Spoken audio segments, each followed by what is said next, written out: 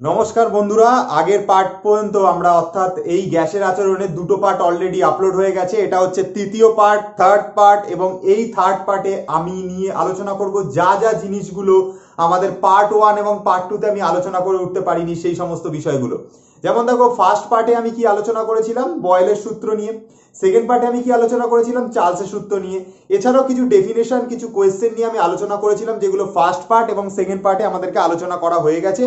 এই পার্টে আমি যে বিষয়গুলোকে নিয়ে আলোচনা করব সেগুলো এখনো পর্যন্ত আগের দুটো পার্টে আলোচনা করিনি, এবং এখানের মোস্ট টাফেস্ট জিনিসগুলো এবং সব থেকে যেগুলো ইম্পর্টেন্ট জিনিস সেগুলো এই পার্টের মধ্যে আলোচনা হবে।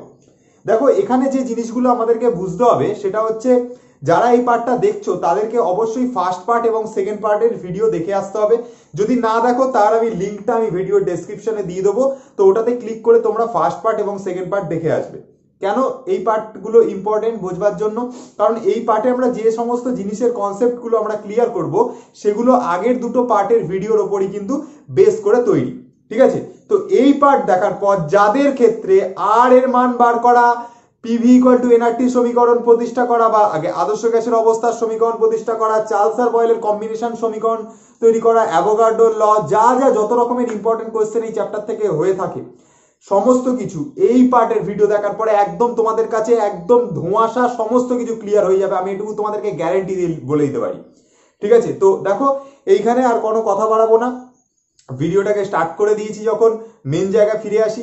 দেখো, আগের যে পার্ট ছিল সেই পার্টে আমরা দেখেছিলাম, অর্থাৎ বয়েলের যেটা সূত্র সেখানে আমরা কি দেখেছিলাম, যে যেটা হচ্ছে তোমার মোট আগে বয়েলের সূত্র বোঝার আগে আমাকে জানতে হবে যে গ্যাসের মানে ভৌত রাশিগুলো, মানে যেগুলো দিয়ে আমরা পরিবর্তন করব সেটা মানে মানে পরিমাপক, মানে ভৌত রাশি পরিমাপ করা যায় এরকম কতগুলো রাশি আছে, এরকম কতগুলো মেন মেন জিনিস আছে যেগুলো ধরে আমরা একটা গ্যাসের ভৌত রাশিকে পরিমাপ করতে পারি, বা একটা গ্যাসের ভৌত রাশির সম্পর্কে আমরা সমস্ত রকমের ব্যাখ্যা দিতে পারি। তো সেটা জেনারেলি দেখা যায় যে গ্যাসের সাধারণত ভি, পি, আচ্ছা তোমার হচ্ছে এম আর হচ্ছে টি। ঠিক আছে, তো এই সমস্ত জিনিসগুলোই সাধারণত দেখা যায় যে গ্যাসের ক্ষেত্রে রয়েছে, অর্থাৎ ভি বলতে গ্যাসের আয়তন, পি বলতে হচ্ছে গ্যাসের চাপ, এম বলতে হচ্ছে গ্যাসের ভর, আর টি বলতে গ্যাসের উষ্ণতা। ঠিক আছে, তো এখানে আমরা এম এর জায়গাতে অনেক ভর, সেই জন্য অনেকে এটাকে এন দিয়ে লেখে। ঠিক আছে, তাহলে ভি, পি, এন আর টি হচ্ছে গ্যাসের উষ্ণতা, পি হচ্ছে তোমার গ্যাসের চাপ, আর ভি হচ্ছে টেম্পারেচার। তো সরি, ভি হচ্ছে গ্যাসের আয়তন। তো ব্যাপারটা যেটা হচ্ছে যে ফার্স্ট যে পার্টটা আমরা আলোচনা করেছিলাম সেখানে আমরা বলেছিলাম যে গ্যাসের যে আয়তনটা হয় সেটা হচ্ছে গ্যাসের চাপের সাথে ব্যস্তানুপাতে পরিবর্তিত হয়, ওটা হচ্ছে বয়েলের সূত্র। মানে এই আয়তনটা গ্যাসের চাপের সাথে ব্যস্তানুপাতে পরিবর্তিত হয়, মানে এই দুটোর মধ্যে আমরা রিলেশন দেখেছিলাম, অর্থাৎ ভি সমানুপাতিক 1/p ছিল। এটা ছিল হচ্ছে তোমার গ্যাসের আয়তন, আর গ্যাসের চাপের সাথে ব্যস্তানুপাতে পরিবর্তিত হয় যখন কে কে স্থির থাকে, এন আর টিটা ধ্রুবক থাকে, অর্থাৎ গ্যাসের যেটা ভর আর গ্যাসের যেটা উষ্ণতা সেই দুটো ধ্রুবক থাকে। এটা হচ্ছে ফার্স্ট পার্টে দেখেছিলাম, এটা হচ্ছে ইকুয়েশন নাম্বার 1। সেকেন্ড ইকুয়েশনে আমরা কি শিখেছিলাম, যখন আমরা সেকেন্ড পার্ট দেখেছিলাম সেখানে আমরা দেখেছিলাম এই ভি এর সাথে এই টি এর রিলেশন রয়েছে, তখন এই দুটো অর্থাৎ পি আর এনটা ধ্রুবক ছিল, অর্থাৎ গ্যাসের যেটা আয়তন সেটা পরম শূন্য উষ্ণতা অর্থাৎ টি এর সাথে সমানুপাতিক। ঠিক আছে, সরি, পরম উষ্ণতার সাথে সমানুপাতিক, পরম শূন্য নয়। তাহলে কি বলছে ব্যাপারটা, যেটা আমরা সেকেন্ড পার্টে দেখেছিলাম যে গ্যাসের যেটা আয়তন অর্থাৎ ভি সেটা এই পরম উষ্ণতার সাথে, ঠিক আছে, অর্থাৎ টি এর সাথে সমানুপাতিক যখন এই পি আর এনটা ধ্রুবক ছিল, ওটা কিন্তু চার্লসের সূত্র। দেখো, হেভি ইজি লাগবে তোমাদেরকে একদম, মানে মানে মানে তোমাদেরকে কাছে যেন কোনো কোয়েশ্চেনে অসুবিধা না থাকে। ঠিক আছে, সমস্ত কিছু তোমাদের কাছে ইজি হয়ে যাবে, জাস্ট এই চারটে ওয়ার্ডের উপর ফোকাস করো, এই চারটে লেটারের উপর ফোকাস করো, ভি, পি, এন আর টি, এই চারটের উপর ফোকাস করো। দেখো, ফার্স্ট পার্টে আমি বলেছিলাম যে আয়তন আর তোমার হচ্ছে এই যে চাপ, এই দুটো পরিবর্তিত হয়, এই দুটো স্থির। সেকেন্ড পার্ট আমি বলেছিলাম এটার সাথে এটা পরিবর্তিত হয়, এই দুটো স্থির, ওটা চার্লসের সূত্র। যারা ওই চার্লসের সূত্রের ডেফিনেশন মুখস্থ করো, ডেফিনেশন মুখস্থ করা ভুলে যাও, জাস্ট এই চারটে লেটার দিয়ে তোমরা মনে রাখবে। হ্যাঁ, দেখো, ভি এর সাথে টি পরিবর্তিত হচ্ছে যখন পি আর এন হচ্ছে তোমার ধ্রুবক থাকছে। আর লাস্ট যেটা পার্ট, অর্থাৎ আমরা যেটা এখানে করব গ্যাসের যেটা তোমার অ্যাভোগাড্রোর ল, সেখানে আমরা দেখবো এই ভি এর সাথে এন পরিবর্তিত হয়, অর্থাৎ ভি প্রপোর্শনাল টু এন যখন হচ্ছে তোমার কি হবে, পি আর টি হচ্ছে তোমাদের ধ্রুবক থাকবে। ঠিক আছে, এখানে কে কে ধ্রুবক থাকবে, পি ও হচ্ছে টি, এই দুটো তোমাদের কি হয়ে যাবে, এই দুটো হয়ে যাবে তোমাদের হচ্ছে ধ্রুবক, বা হচ্ছে এই দুটো তোমাদের স্থির থাকবে। ঠিক আছে, তো এইটাই হচ্ছে তোমাদের অ্যাভোগাড্রোর সূত্র, এইটা তোমার চার্লসের সূত্র, এটা তোমার বয়েলের সূত্র। ঠিক আছে, দেখো এক লাইনের মধ্যে, জাস্ট ওয়ান লাইনের মধ্যে কিন্তু তোমরা টোটাল কনসেপ্ট পুরো ক্লিয়ার হয়ে গেছে। ঠিক আছে, দেখো এখানে গ্যাসের যেটা আয়তন হবে সেটা হচ্ছে তোমার পদার্থের যে মানে মোল সংখ্যা যেটা, সেটার সাথে কি হবে তোমার সরলরেখ মানে থাকে। অর্থাৎ আমরা কি বুঝতে পারলাম যে গ্যাসের যেটা আয়তন সেটা পদার্থের যেটা মানে গ্যাসের যেটা মোল সংখ্যা তার সাথে দেখো সমানুপাতিক রয়েছে। ঠিক আছে, যখন কে কে ধ্রুবক, চাপ আর উষ্ণতা ধ্রুবক। ঠিক আছে, আগেরটাতে আমরা কি দেখেছিলাম বয়লের সূত্রতে গ্যাসের আয়তনটা চাপের সাথে ব্যস্তানুপাতে, দেখো এটা উপরে রয়েছে তাহলে এখানে মানে পিটা উপরে থাকলে এটা বলতাম সমানুপাতে, দেখো পিটা উল্টো দিকে অর্থাৎ নিচের দিকে রয়েছে, তার মানে গ্যাসের যেটা আয়তন সেটা চাপের সাথে ব্যস্তানুপাতে পরিবর্তিত হচ্ছিল, চাপের সাথে দেখো ব্যস্তানুপাতে পরিবর্তিত হচ্ছিল, এটা বয়লের সূত্রতে। চার্লসের সূত্রতে আমরা কি দেখেছিলাম গ্যাসের যেটা আয়তন সেটা পরম উষ্ণতার সাথে সমানুপাতিক, আর এটাতে দেখলাম ভি এর সাথে এন, দেখো প্রত্যেকটারই কিন্তু ভি এর সাথে রিলেশন, ভি এর সাথে দেখো পি, ভি এর সাথে দেখো টি, ভি এর সাথে দেখো এন। ঠিক আছে, এখানে আমরা কি দেখছি যেটা অ্যাভোগাড্রোর ল, অ্যাভোগাড্রোর লতে দেখছি যে গ্যাসের যেটা আয়তন সেটা এর যে পদার্থের যে মোল সংখ্যা অর্থাৎ এন এর সাথে কিভাবে পরিবর্তিত হচ্ছে, সমানুপাতে পরিবর্তিত হচ্ছে। ঠিক আছে, যেটা গ্যাসের আয়তনটা সেটা গ্যাসের মোল সংখ্যার সাথে সমানুপাতে পরিবর্তিত হচ্ছে যখন কে কে ধ্রুবক, এই গ্যাসের চাপ আর গ্যাসের উষ্ণতাটা হচ্ছে তোমার ধ্রুবক রয়েছে। দেখো সেটা এখানে লেখা হয়েছে স্থির চাপে ও উষ্ণতায় কোন গ্যাসের আয়তন, কোন গ্যাসের আয়তন বলতে ভি, এটা দেখো গ্যাসটার মোল সংখ্যা অর্থাৎ মোল সংখ্যা বলতে এন এর সাথে কিভাবে পরিবর্তিত হচ্ছে, সমানুপাতে পরিবর্তিত হচ্ছে। তাহলে দেখো এখানে কি বলছে গ্যাসের যেটা আয়তন হবে অর্থাৎ ভি, এটা কি বলছে গ্যাসটার যেটা মোল সংখ্যা হবে অর্থাৎ এন এর সাথে কিভাবে পরিবর্তিত হবে, সমানুপাতে, অর্থাৎ সমানুপাতে পরিবর্তিত হলো। তখন কে কে স্থির থাকবে, চাপটার উষ্ণতাটা অর্থাৎ পি আর হচ্ছে তোমার টি, এই দুটো জিনিস কি থাকবে, স্থির থাকবে, এই দুটো জিনিস স্থির থাকবে, ব্র্যাকেটে লিখে দেবে এই দুটো স্থির আছে। ঠিক আছে, এই দুটো স্থির আছে, দেখো এখানে তাই লিখেছি পি আর টি হচ্ছে ধ্রুবক থাকবে। এই হয়ে গেছে তোমাদের অ্যাভোগাড্রোর প্রকল্প বা অ্যাভোগাড্রোর সূত্র। এবার হচ্ছে তোমার অ্যাভোগাড্রোস ল। এবার আমাকে অনেকে বলবে স্যার এটাকে অ্যাভোগাড্রোর সূত্র আপনি কেন বলছেন, এটা তো অ্যাভোগাড্রোর প্রকল্প। দেখো জেনারেলি যেটা হয় প্রকল্প আর সূত্রের মধ্যে সামান্য একটা ডিফারেন্স আছে। ঠিক আছে, তো প্রকল্প আর সূত্রের মধ্যে কি ডিফারেন্স আমি এটা বোর্ডে লিখছি, তোমরা এখানে একটুখানি ভালো করে, জেনারেলি যেটা হয় সেটা আমি বোর্ডে লিখেছি প্রকল্পটা। দেখো কি বলছে, বিজ্ঞানীর নিজস্ব যুক্তি আর পরীক্ষালব্ধ ফলাফলের ব্যাখ্যাকে বলা হচ্ছে প্রকল্প। মানে যেটা আমাদের প্রকল্প সেটা কি একটা বিজ্ঞানীর তার যে নিজস্ব যুক্তি, নিজস্ব যেটা চিন্তাধারা, সেই ফলাফলটাকে ব্যাখ্যা, সেই ফলাফলটার ব্যাখ্যাটাই হচ্ছে তোমার এখানে কি, ফলাফলটার পরীক্ষালব্ধ ফলাফলের ব্যাখ্যাটাই হচ্ছে তোমার কি প্রকল্প। আর যেটা সূত্র সেটাতে কি হয়, সেটাকে থিওরিটিক্যালি বা হচ্ছে তোমার পরীক্ষার দ্বারা সেটাকে প্রমাণ করা যায়, সেটা হচ্ছে তোমাদের সূত্র। এই যে পরীক্ষালব্ধ যে ফলাফলটা, মানে আমি এটা কোনো টেস্ট করেছি বা কোনো একটা পরীক্ষা করেছি, সেই পরীক্ষাটাকে কি করতে পারি, সংক্ষিপ্ত আর সাধারণ ভাষ্যরূপ, আর তার এটাকে কি করা হয়, দেখো এটাকে পরীক্ষামূলক ভাবে এটাকে প্রমাণ করা যায়, এটা হচ্ছে প্রমাণযোগ্য। কিন্তু যেটা হচ্ছে প্রকল্প সেটা হচ্ছে একটা প্রস্তাবনা, এটা জাস্ট একটা প্রস্তাবনা, মানে নিজস্ব একটা যুক্তিকে রাখা। ঠিক আছে, কিন্তু সেই যুক্তির সাথে তোমার মানে প্র্যাকটিক্যাল লাইফের কিছু মিল থাকবে, কিন্তু সেটা পরীক্ষালব্ধ উপায় প্রমাণিত হতেও পারে আবার নাও হতে পারে। ঠিক আছে, তাহলে এটা হচ্ছে তোমার পরীক্ষালব্ধ মানে প্রকল্পের সাথে সূত্র মধ্যে এটা ছোট্ট একটা পার্থক্য, যারা মানে দেখছো তারা এটা লিখে নিতে পারো। এবার এখানে ঘটনাটা হচ্ছে যেটা এই যে তোমাদের যেটা পড়ালাম অর্থাৎ ভি সমানুপাতিক এন, এটা অ্যাভোগাড্রোর সূত্র বা এটা অ্যাভোগাড্রোর প্রকল্প যাই হোক না কেন, তোমাদেরকে এটা জানতে হবে যে এই প্রশ্নটা মাধ্যমিকে অনেকবার মানে মানে সাধারণত টেস্টের পরীক্ষাগুলোতে সাধারণত আসে যে অ্যাভোগাড্রোর যেটা প্রকল্প সেটাকে কি আমরা সূত্র বলতে পারি, উত্তর হচ্ছে হ্যাঁ বলতে পারি। এর কারণ হচ্ছে যেটা অ্যাভোগাড্রো বা বিজ্ঞানী অ্যাভোগাড্রো যেটা বলে গেছিলেন, এই যে সূত্রের কথাটা সেটা হচ্ছে একটা অ্যাভোগাড্রোর প্রকল্প। ঠিক আছে, তিনি যেটা দিয়েছিলেন সেটা হচ্ছে তার প্রকল্প দিয়েছিলেন, অর্থাৎ এটা হচ্ছে তার ওনার কাছে একটা নিজস্ব যুক্তি এবং পরীক্ষালব্ধ ফলাফলের ব্যাখ্যা একটা তিনি দিয়েছিলেন। ঠিক আছে, নিজস্ব একটা যুক্তি এবং পরীক্ষালব্ধ যে ফলাফল তার একটা ব্যাখ্যা তিনি আমাদের সামনে রেখেছিলেন। কিন্তু সেই প্রকল্পটাকে আমরা পরবর্তীকালে অ্যাভোগাড্রোর সূত্র বলছি।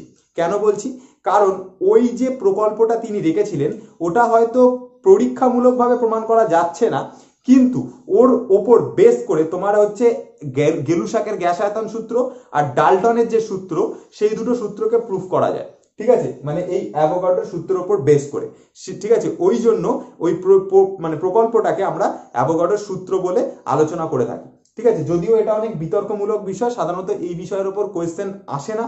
তোমাদের যে বিষয়গুলোর উপর কোয়েশ্চেন আসবে সেটা হচ্ছে এই অ্যাভোগাড্রোর সূত্রটা লিখতে দিতে পারে, এবং যদি টেস্ট পরীক্ষাতে আসলেও আসতে পারে যে অ্যাভোগাড্রোর প্রকল্পকে কেন সূত্র বলা হয়। ওই যে কারণটা বললাম তোমাদেরকে, যে বিজ্ঞানী যেটা অ্যাভোগাড্রো যেটা বলে গেছিলেন সেটা কি ছিল, ওনার নিজস্ব বৈজ্ঞানিক যুক্তি এবং পরীক্ষালব্ধ ফলাফলের একটা ব্যাখ্যা উনি দিয়েছিলেন। ঠিক আছে, এবার ওই পরীক্ষালব্ধ ফলাফলটার যে মানে পরীক্ষামূলকভাবে যে প্রমাণ সেটা হয়তো করা যায়নি, কিন্তু ওই মানে অ্যাভোগাড্রোর ওই প্রকল্পটার উপর বেস করে তোমার কতগুলো সূত্র প্রমাণ করা যায়। যেমন হচ্ছে তোমার গেলুসাকের গ্যাস আয়তন সূত্র প্রমাণ করা যায়। 2 নম্বর কি প্রমাণ করা যায়, 2 নম্বর হচ্ছে তোমার ডাল্টনের যে মতবাদটা বা ডাল্টনের যে থিওরি ব্যাখ্যা দিতে পারি। ঠিক আছে, সেই জন্য ওটাকে বলা হচ্ছে তোমার অ্যাভোগাড্রোর সূত্র বলা হয়েছে। ঠিক আছে, তো এতদূর পর্যন্ত আশা করি তোমাদের আইডিয়া ক্লিয়ার হয়েছে। মেন যে জায়গাটা বুঝতে পেরেছো, আয়তনের সাথে বয়েলের ক্ষেত্রে কি রিলেশন ছিল, আয়তন আর চাপের রিলেশন ব্যস্তানুপাতিক, তারপরটাতে আয়তন আর উষ্ণতার রিলেশন, বাকি দুটো স্থির, তারপরটাতে আয়তন আর মোল সংখ্যার সাথে তোমার সমানুপাতিক যখন পি আর টি স্থির। ঠিক আছে, ওই মানে মাত্র 4টে লেটারে একবার এর সাথে এ চেঞ্জ হচ্ছে, একবার ওর সাথে এ চেঞ্জ হচ্ছে, এইটাই হচ্ছে ব্যাপার। আমি আরেকবার বলে দিচ্ছি, আয়তন, চাপ, মোল সংখ্যা আর হচ্ছে টেম্পারেচার, এর সাথে একবার এ পরিবর্তিত হবে তখন এরা দুজন স্থির থাকবে, এই দুজন, আর যখন এর সাথে এ পরিবর্তিত হবে তখন এরা দুজন স্থির থাকবে। আর এখন আমরা দেখলাম এইটার সাথে এইটা পরিবর্তিত হচ্ছে যখন এইটা আর এইটা স্থির থাকছে। একই জিনিস, এই 4টে দিয়ে তোমাদের পুরো টোটাল জিনিসটা মুখস্থ হয়ে যাবে। ঠিক আছে, একদম ইজি সূত্রগুলো, কোনো মুখস্থ করবে না, এই দিয়ে মনে রাখবে, এই 4টে লেটার দিয়ে মনে রাখবে। যারা এখনো পর্যন্ত মুখস্থ করতে, যাদের মনে হচ্ছে বাবা এত আমাকে বয়েলের সূত্র মুখস্থ করতে হবে, চাল সূত্রের মধ্যে কিচ্ছু মুখস্থ নেই, জাস্ট এই 4টে লেটারকে এর সাথে যখন পরিবর্তিত হয় বাকি দুজন স্থির, এটা দিয়ে ডেফিনেশন শুরু করবে। যে ধরো তোমরা যখন বয়েলের সূত্র পড়বে তখন কি বলবে, যে গ্যাসের ভর আর গ্যাসের উষ্ণতা স্থির থাকলে আয়তন আর চাপ ব্যস্তানুপাতে পরিবর্তিত হয়। যখন অ্যাভোগাড্রোর সূত্র পড়বে তখন কি বলবে, গ্যাসের আয়তনের সাথে মোল সংখ্যা সমানুপাতে পরিবর্তিত হয় যখন চাপ আর উষ্ণতা স্থির। এই তো এইভাবেই তোমরা যে কোনো সূত্র ইজিলি তোমরা ব্যাখ্যা দিতে পারবে এবং ইজিলি লিখতে পারবে। কোনো মুখস্থর কোনো জায়গায় নেই, কোনো মুখস্থ কিচ্ছু করতে হবে না। ঠিক আছে, আচ্ছা, তো এই টপিকটার উপর আমরা মানে একটা ডিসকাস করলাম। এবার আমরা নতুন কিছু নিয়ে আলোচনা করছি। তো দেখো, তার আগে আমি দুটো কথা বলবো, যে অ্যাভোগাড্রো যেটা অনুসিদ্ধান্ত দিয়েছিলেন, মানে অ্যাভোগাড্রোর নিজস্ব কিছু অনুসিদ্ধান্ত, যেটা পরীক্ষাতে মাধ্যমিকে 2015 সালে কোশ্চেনটা এসেছিল। কি কোশ্চেন এসেছিল, যে অ্যাভোগাড্রোর অনুসিদ্ধান্তগুলো লেখো। সেটা কিছু না, যে গ্যাসের যে ভরটা সেটা তার বাষ্প ঘনত্বের সাথে মানে তোমার গ্যাসের আণবিক ভরটা বাষ্প ঘনত্বের দ্বিগুণ হয়। অর্থাৎ আণবিক ভরটাকে যদি আমি এম দিয়ে লিখি আর বাষ্প ঘনত্বকে যদি আমি ডি দিয়ে লিখি, আচ্ছা, এম মানে ভর মাস জানো তোমরা, ডি মানে কি বাষ্প ঘনত্ব, এই ভরটা এই বাষ্প ঘনত্বের দ্বিগুণ, 2 গুণ হচ্ছে, এটা হচ্ছে বাষ্প ঘনত্ব, তার দ্বিগুণ কোনটা, এই আণবিক ভরটা। এটা কি এমটা হচ্ছে, অর্থাৎ গ্যাসের আণবিক ভরটা এই বাষ্প ঘনত্বের দ্বিগুণ। এটা হচ্ছে অ্যাভোগাড্রোর প্রথম অনুসিদ্ধান্ত। আর 2 নম্বর অনুসিদ্ধান্ত বলছে, যেগুলো আমাদের নিষ্ক্রিয় গ্যাস রয়েছে, যেমন হিলিয়াম, নিয়ন, আর্গন, ক্রিপ্টন, জেনন, রেডন, এরা ছাড়া, হিলিয়াম, নিয়ন, আর্গন, ক্রিপ্টন, জেনন, রেডন, এরা ছাড়া বাকি যা গ্যাসগুলো রয়েছে না, মানে বাকি গ্যাসগুলো বলতে আমি কোন গ্যাসগুলোর কথা বলছি, হাইড্রোজেন, ক্লোরিন, অক্সিজেন, এই সমস্ত গ্যাসগুলো দ্বিপরমাণু হয়। মানে হাইড্রোজেনের কি লিখি আমি, H2 লিখি, অক্সিজেনের ক্ষেত্রে আমি কি লিখি, O2 লিখি, Cl এর ক্ষেত্রে কি লিখি, 2 লিখি। দেখো, এগুলো হচ্ছে সব একটা দ্বিপরমাণু। দেখো, হাইড্রোজেন 2টো পরমাণু, অক্সিজেন 2টো পরমাণু, ক্লোরিন 2টো পরমাণু, এগুলো হচ্ছে নর্মাল গ্যাস। তো এই গ্যাসগুলো হচ্ছে তোমার সব কি হবে, দ্বিপরমাণুক হবে। কোন গ্যাসগুলোকে ছাড়া, নিষ্ক্রিয় গ্যাসগুলোকে ছাড়া। আশা করি এতটা পর্যন্ত তোমাদের আইডিয়া ক্লিয়ার হয়েছে। এই হচ্ছে তোমাদের অ্যাভোগাড্রোর অনুসিদ্ধান্ত। কি বললাম, একটা হচ্ছে গ্যাসের ভরটা তার বাষ্প ঘনত্বের দ্বিগুণ। ঠিক আছে, 2 নম্বর কি বললাম, যে যেগুলো নিষ্ক্রিয় গ্যাস, মানে হিলিয়াম, নিয়ন, আর্গন, ক্রিপ্টন, জেনন, রেডন, এরা ছাড়া যে কোনো গ্যাস, অর্থাৎ হাইড্রোজেন বলো, অক্সিজেন বলো, ক্লোরিন বলো, এগুলো সব দেখো দুটো করে পরমাণু। ঠিক আছে, 2টো করে পরমাণু বা দ্বিপরমাণু। তো এই হচ্ছে তোমাদের যে নতুন মানে দুটো সূত্র, মানে আমরা সূত্র অ্যাভোগাড্রোর উপর যা যা কোয়েশ্চেন হয় সব নিয়ে আলোচনা করেছি। ঠিক আছে, আচ্ছা, তাহলে এই হয়ে গেল তোমাদের মানে অ্যাভোগাড্রোর উপর। আর এর উপর আর অ্যাভোগাড্রো থেকে কোনো কোশ্চেন হয় না। আর একটা জিনিস তোমাদেরকে জিজ্ঞাসা করতে পারে, যে পদার্থের মোলার আয়তন, সেটা হচ্ছে, তো মোলার আয়তনে কি বলছে, গ্যাসের মোলার আয়তনে 1 মোল পরিমাণ পদার্থ, কোনো গ্যাসের ক্ষেত্রে 1 মোল পরিমাণ পদার্থ যে আয়তনটা দখল করে থাকে, সেটাই হচ্ছে ওদের মোলার আয়তন। অর্থাৎ গ্যাসের আয়তন বাই হচ্ছে মোল সংখ্যা, এটাই হচ্ছে তোমার গ্যাসের মোলার আয়তন। মানে গ্যাসের আয়তনকে আমরা ভি দিয়ে লিখি, আর মোল সংখ্যাকে আমরা কি দিয়ে লিখি, এন দিয়ে লিখি, এই এই যে আয়তন আর মানে তোমার যে মোল সংখ্যা, এই দুটোর অনুপাতটাই হচ্ছে তোমার মোলার আয়তন। অর্থাৎ 1 মোল পরিমাণ কোনো গ্যাস যে আয়তনটা দখল করে থাকছে সেটাই হচ্ছে গ্যাসের মোলার আয়তন। ঠিক আছে, আশা করি বুঝতে পেরেছো। দেখো, তো এবার আমরা কি আলোচনা করব, এবার আমরা আলোচনা করব হচ্ছে খুব খুব গুরুত্বপূর্ণ দুটো জিনিস, যে দুটো জিনিস নিয়ে সবচেয়ে বেশি কনফিউশন থাকবে তোমাদের এই চ্যাপ্টারে, সেই জিনিসগুলো নিয়ে আলোচনা করব, যেটা হচ্ছে চার্লস আর বয়েলের সমন্বয় সূত্র এবং আদর্শ গ্যাসের অবস্থার সমীকরণ। দেখো, এইখান থেকে মাধ্যমিকে একটা ডিরাইভেশন বা একটা প্রমাণ তোমাদেরকে পরীক্ষাতে করতে দিয়ে থাকে। যেমন হচ্ছে দেখো, চার্লস আর বয়েলের যেটা সমন্বয় সূত্র, সেখান থেকে আমরা কি পাই, পিভি ইকুয়াল টু আমরা পাই হচ্ছে কেটি। এই যে প্রুফটা, এই প্রুফটা আমরা এখানে প্রমাণ করব। এই অবস্থার সমীকরণটা তোমাদেরকে পরীক্ষাতে বহুবার জিজ্ঞাসা করে এবং এই প্রমাণটা দেখো আমি কি সুন্দর ইজিলি করে দেবো এবং তোমাদের কোনো প্রবলেম থাকবে না। ঠিক আছে, তো দেখো এখানে কি করে করতে হবে। দেখো বলছে চার্লস আর বয়েলের সমন্বয় সূত্র। চলো ফার্স্টে বলো বয়েলের সূত্র কি।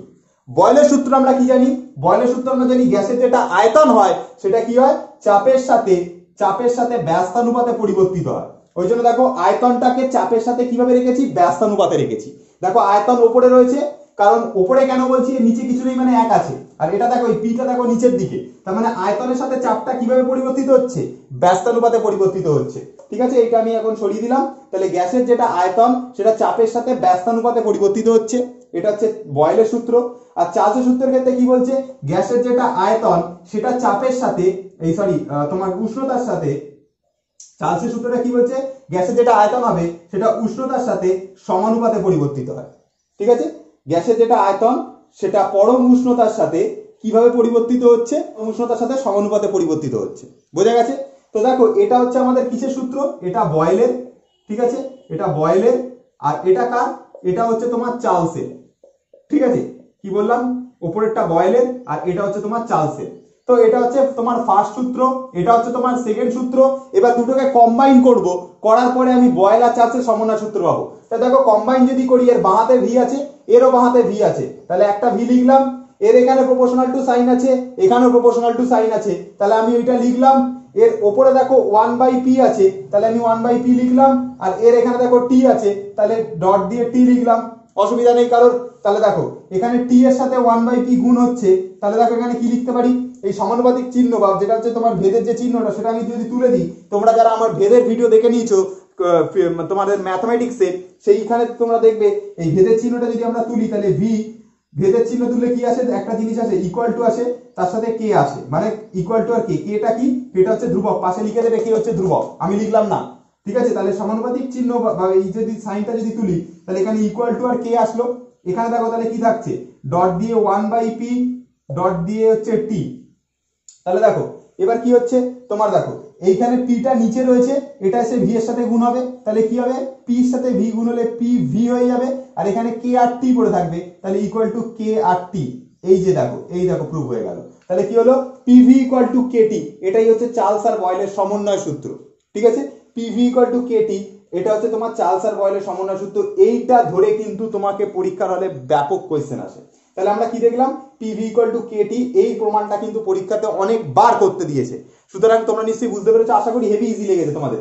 ভি সমানুপাতিক 1/p ছিল, ভি সমানুপাতিক টি ছিল, কি করেছি, বাঁহাতে ভি ছিল, বাঁহাতে ভি লিখে দিয়েছি, সমানুপাতিক সমানুপাতিক লিখে দিয়েছি, 1/p ছিল লিখে দিয়েছি, টি ছিল লিখে দিয়েছি, যা যা ছিল শুধু দেখে দেখে লিখে দিয়েছি, কিচ্ছু নেই। তারপর সমানুপাতিক চিহ্ন তুলে দিয়েছি, ইকুয়াল টু কে এনেছি, নিচে পিটা ছিল, এর সাথে গুণ করে দিয়েছি, পিভি ইকুয়াল টু কেটি করে দিয়েছি। আশা করি তোমাদের আইডিয়া ক্লিয়ার হয়ে গেছে। আচ্ছা, এইখান থেকে দেখো, এইখান থেকে কিছু জিনিস তোমাদেরকে এবার বুঝতে হবে। যেমন দেখো আমরা এখানে কি করলাম, পিভি ইকুয়াল টু আমাদের হচ্ছে কেটি, এইটা এসছে, এখানে আমরা প্রুফ করেছি। এবার কি হয় দেখো, এই যে টেম্পারেচারটা এটা এর নিচে নিয়ে আসতে পারি, তাহলে আমরা কি পেতে পারি, পিভি বাই হচ্ছে টি পেতে পারি, ইকুয়াল টু কে পেতে পারি। অর্থাৎ গ্যাসের চাপ আর আয়তনের গুণফলটা আর তাকে যদি পরম উষ্ণতা দিয়ে ভাগ করে দিই, তাহলে আমরা কি পাবি, একটা আমরা ধ্রুবক পাবো, তাই তো। তাহলে এটা দিয়ে আমরা ম্যাথমেটিক্স করবার জন্য পরবর্তীকালে আমরা চার্লস আর বয়েলের সূত্রের কম্বিনেশন লাগিয়ে আমি ম্যাথমেটিক্স করব। আমি বয়েলের সূত্রের সকল অঙ্ক করে দিয়েছি, চার্লসের সূত্রের যা যা অঙ্ক আছে সব করে দিয়েছি। এবার এদের কম্বিনেশন সূত্র দিয়ে অঙ্ক করব, যেটা ফাটিয়ে রেখে দেবো একদম পরের ভিডিওতে, সেটা তোমাদেরকে আমি বলে দিচ্ছি কি করবে। দেখো এখানে চাপ আর আয়তন রয়েছে, তো এটার যেটা সূত্র হবে, তাহলে আমি এটাকে লিখতে পারি তো P1 V1 by T1 equal to লিখতে পারি P2 V2 বাই হচ্ছে T2। আর একটা কি লিখতে পারি, এখানে ধরো P3 V3 বাই হচ্ছে তোমাদের T3 এই যে জিনিসটা এইগুলো যে অর্থাৎ চাপ আয়তন আর উষ্ণতার অনুপাত যেটা আসবে সেটা ধ্রুবক আসবে, চাপ আয়তন আর উষ্ণতাটা যেটা আসবে সেটা ধ্রুবক আসবে, আর এটাও ধ্রুবক আসবে। তার মানে আমি এটাকে বলতে পারি যে এরা তিনজন হচ্ছে সমান। কারণ কি, চাপ আয়তন আর উষ্ণতা এরকম এই তিনটের অনুপাত করলে আমাদের ধ্রুবক পাবো। তাহলে চাপ আয়তন আর উষ্ণতা করে আমি ধ্রুবক পাচ্ছি, চাপ আয়তন আর উষ্ণতা করে আমি ধ্রুবক পাচ্ছি, চাপ আয়তন আর উষ্ণতার অনুপাত করে আমরা ধ্রুবক পাচ্ছি। তাহলে তিনজনকে আমরা ইকুয়াল টু লিখে ইকুয়াল টু কে লিখতে পারি। আমি চাইলে আরো লিখতে পারি P4 V4 by T4 equal to কে। ঠিক আছে, তোমাদের অত দূর লাগবে না, তোমাদের যেটুকু লাগবে সেটা হচ্ছে এইটুকু পার্ট, অর্থাৎ P1 V1 by T1 equal to P2 V2 by T2। এইটুকু জিনিসের উপর বেস করে কিন্তু আমরা ম্যাথমেটিক্স সলভ করব। সুতরাং তোমাদের যেন এই জিনিসটা তোমাদের মাথার মধ্যে থেকে যায় যে P1 V1 by T1 equal to P2 V2 by T2। ঠিক আছে, তো এইটা হচ্ছে তোমাদের চার্লস আর বয়েলের সমন্বয় সূত্র। ঠিক আছে, চলে আসি হচ্ছে আদর্শ গ্যাসের অবস্থার সমীকরণ। দেখো আদর্শ গ্যাসের অবস্থার সমীকরণটা কিছুই নয়, যেটা আমরা বয়েলের সূত্রতে কি পড়েছিলাম, ভি সমানুপাতিক 1/p পড়েছিলাম। এটা বয়েলের সূত্রতে পড়েছিলাম, এই যে এখানে বলেছি বয়েলের সূত্রতে আমরা ভি সমানুপাতিক 1/p পড়েছি। ঠিক আছে, আচ্ছা চার্লসের সূত্রতে আমরা কি পড়েছি, ভি সমানুপাতিক টি পড়েছি। ঠিক আছে, তাহলে এটা কি, এটা কার সূত্র, এটা হচ্ছে বয়েল। ঠিক আছে, এটা কি, এটা কার সূত্র, এটা হচ্ছে চার্লস। ঠিক আছে, আচ্ছা এটা কার সূত্র, ভি সমানুপাতিক এন। এটা কার সূত্র, এটা দেখো অ্যাভোগাড্রো সূত্র, অ্যাভোগাড্রো। ঠিক আছে, অ্যাভোগাড্রো, অ্যাভোগাড্রো সূত্র কি, অ্যাভোগাড্রো সূত্র হচ্ছে ভি সমানুপাতিক এন। এন মানে কি, পদার্থের মোল সংখ্যা। ঠিক আছে, তাহলে ভি সমানুপাতিক পি, ভি সমানুপাতিক 1/p এটা হচ্ছে বয়েলের সূত্র, ভি সমানুপাতিক টি এটা হচ্ছে চার্লসের সূত্র, ভি সমানুপাতিক এন অর্থাৎ পদার্থের যেটা মোল সংখ্যার সাথে আয়তন পরিবর্তিত হয় এটা হচ্ছে অ্যাভোগাড্রোর ফর্মুলা। এখান থেকে আমরা প্রুফ করব হচ্ছে আদর্শ গ্যাসের অবস্থার সমীকরণ। মানে কোন জিনিসটা প্রুফ করব, আমরা প্রমাণ করব এইটা পিভি ইকুয়াল টু এনআরটি। এটা তো বহুবার পরীক্ষাতে আসে, পিভি ইকুয়াল টু এনআরটি। তো দেখো এই প্রমাণটা কি করে করব, সেম প্রুফ, কিছুই না, এর বাঁহাতে সবকটার ভি আছে তো লিখে দাও, সমানুপাতিক চিহ্ন আছে লিখে দাও, এর ক্ষেত্রে 1/p আছে লিখে দাও, এর ক্ষেত্রে টি আছে লিখে দাও, এর ক্ষেত্রে এন আছে লিখে দাও, কিচ্ছু নেই, ইজি না? কি দেখো ভি ভি ভি ভি লিখে দিয়েছি, সমানুপাতিক আছে লিখে দিয়েছি, 1/p আছে লিখে দিয়েছি, টি আছে লিখে দিয়েছি, এন আছে লিখে দিয়েছি, যেমন যেমন রয়েছে শুধু দেখে দেখে লিখে দিয়েছি। ঠিক আছে, তো এবার কি করব, সমানুপাতিক চিহ্ন তুললে আমাদের একটা ধ্রুবক আসে। ঠিক আছে, তো আমরা ধ্রুবকটাকে নিয়ে চলে আসি। তো ধ্রুবকটা এখানে কি আসবে, ভি ইকুয়াল টু আর ধরলাম ধ্রুবকটা, আর এখানে কি লিখলাম 1/p, আর এখানে লিখলাম হচ্ছে টি, আর এখানে লিখলাম হচ্ছে এন। দেখো এই যে আরটা এলো, এই আরটাকে বলা হয় হচ্ছে গ্যাসের সর্বজনীন গ্যাস ধ্রুবক, যেটার উপরই তোমাদের এই আর এর মান নির্ণয় করা বা আর এর একক নির্ণয় করা ওপর একটা কোয়েশ্চেন আসবে। এবং আমাকে একজন ফোনও করেছিল এই আর এর মান নির্ণয় করবার জন্য এবং আর এর তোমার একক নির্ণয় করবার জন্য। তো আমি সমস্ত জিনিস এই ভিডিওতে আমি ক্লিয়ার করে রেখে দেবো, আর এর মান নির্ণয় করা, একক নির্ণয় করা সব করে দেখিয়ে দেবো এই ভিডিওতে। তো দেখো এখানে কি হচ্ছে, যেটা পি থাকছে না নিচে, এটা ভির সাথে সে গুণ হতে পারে, তাহলে কি হতে পারে পিভি, দেখো পি এর সাথে ভি গুণ হলো তাহলে পিভি হলো, দেখো পিটা ভির সাথে গুণ হলো পিভি, এখানে এন থাকছে, আর থাকছে, আর টি থাকছে, তাহলে আমি সেটাই লিখে দিলাম এন আর আর লিখে দিলাম টি। দেখো এটা প্রুফ হয়ে গেল, পিভি ইকুয়াল টু এন আর টি। ঠিক আছে, আরটা কি জিনিস, আরটা হচ্ছে সর্বজনীন গ্যাস ধ্রুবক, লিখে দেবে এখানে সর্বজনীন গ্যাস ধ্রুবক লিখে দেবে এখানে। ঠিক আছে, তাহলে দেখো সর্বজনীন গ্যাস ধ্রুবক কোনটা, আর এর ভ্যালুটা। তাহলে নিশ্চয়ই এখান থেকে বুঝতে পেরেছো যে পিভি ইকুয়াল টু এনআরটি অর্থাৎ আদর্শ গ্যাসের অবস্থার সমীকরণটা কি করে প্রমাণ করতে হয়। এটাকে তোমাকে এরকম ভাবেও দিতে পারে যে চার্লসের সূত্র, বয়েলের সূত্র এবং অ্যাভোগাড্রোর সমন্বয় সূত্রের প্রমাণ করে দেখাও। তো এটাই হচ্ছে তার প্রমাণ। দেখো এখানে বয়েলের সূত্র, চার্লসের সূত্র আর অ্যাভোগাড্রোর সূত্র তিনটের কম্বিনেশন ল এর প্রমাণ করেছি এইখানে। আর এটা কি বয়েল আর চার্লসের সূত্রের প্রমাণ, পিভি ইকুয়াল টু কেটি। ঠিক আছে, এখান থেকেও এটা আসা যেতে পারে। ঠিক আছে, তো এই হচ্ছে তোমার বিষয়। তাহলে এখান থেকে তোমরা নিশ্চয়ই বুঝতে পেরেছো যে PV equal to NRT proof হয়েছে, আর এখান থেকে তোমার PV equal to KT proof হয়েছে। আশা করি তোমাদের যা যা আইডিয়ার মধ্যে যা যা কনফিউশন ছিল সমস্ত কিছু দূর হয়েছে। তো এবার আমি কাজ করবো এই আরটাকে নিয়ে। এই আর কে সর্বজনীন গ্যাস ধ্রুবক বলা হয়, কেন গ্যাস ধ্রুবক বলা হয়, কি ব্যাপার, কি বৃত্তান্ত, সব নিয়ে আলোচনা করব। এবং তার সাথে আলোচনা করবো আর এর কি করে মান নির্ণয় করতে হয়, আর এর কি করে একক নির্ণয় করতে হয়। ঠিক আছে, তো চলো দেখো এখানে আমি কিভাবে প্রুফ করি। তো দেখো আমরা এখানে কি পেয়েছিলাম, পিভি ইকুয়াল টু এনআরটি পেয়েছিলাম, তাই তো। তো দেখো এখানে আমরা পেয়েছিলাম হচ্ছে পিভি ইকুয়াল টু পেয়েছিলাম এনআরটি। এখান থেকে আমি আর এর মাত্রাটা নির্ণয় করব এবং আর এর একক কিভাবে নির্ণয় করব। তো দেখো আর এর মাত্রা নির্ণয় করবার জন্য কি করতে হবে, আমাকে এই এনটাকে আর এই টিটাকে এই পিভির নিচে নিয়ে যেতে হবে। তাহলে এনটাকে আমি পিভির নিচে নিয়ে গেলাম, টিটাকে আমি পিভির নিচে নিয়ে গেলাম, তাহলে কি হবে দেখো পিভি বাই হয়ে যাবে হচ্ছে এনটি। এটা কার ভ্যালু পেয়ে যাবো, এটা এখানে আর থেকে যাবে, আর এর ভ্যালু পেয়ে যাবো। ঠিক আছে, তাহলে আমরা কি লিখতে পারি যে আর ইজ ইকুয়াল টু হচ্ছে পি ভি বাই হচ্ছে এন আর হচ্ছে টি। এটা হচ্ছে আমাদের প্রুফ, মানে আর এর ভ্যালু হচ্ছে পিভি বাই এন টি, এইটা আমরা পেলাম। এবার এটাকে কাজে লাগিয়ে আমরা বার করব হচ্ছে কি করে আমরা আর এর মানটা কি করে তোমাদের কাছে যে আর এর যে এককটা থাকে সেটা কি করে বার করতে হয় সেটা আমি তোমাদেরকে দেখাচ্ছি। দেখো এখানে যেটা পি, সেই পিটা কি কে ডিনোট করছে? পিটা ডিনোট করছে হচ্ছে তোমাদের চাপকে, ঠিক আছে। দেখো গ্যাসের যেটা চাপ, সেই গ্যাসের চাপটাকে কে ডিনোট করছে? পিটা। তোমরা এখানে বাংলায় লিখবে গ্যাসের চাপ, ঠিক আছে। ভিটা কাকে ডিনোট করছে? দেখো পি মানে হচ্ছে চাপ, চাপ লিখেছি। ভি মানে কি? ভি মানে হচ্ছে আয়তন, তাহলে আয়তন লিখলাম, ঠিক আছে। আচ্ছা এখানে দেখো এন মানে কি?